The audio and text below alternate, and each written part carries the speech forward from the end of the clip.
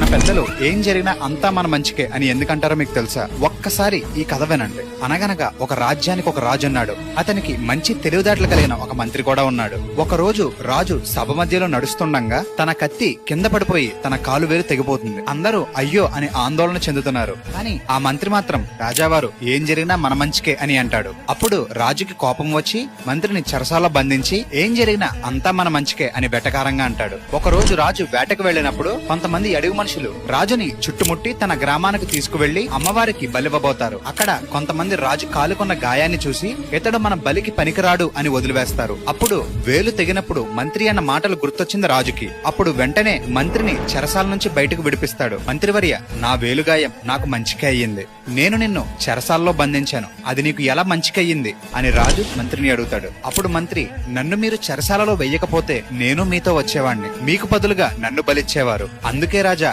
ఏది జరిగినా అంతా మన మంచికే అని అంటాను. ఈ కథ మీకు నచ్చినట్లయితే మన పెద్దవాళ్ళు చెప్పిన ఈ మాటలకి ఒక సెల్యూట్ కొట్టండి. ఇలా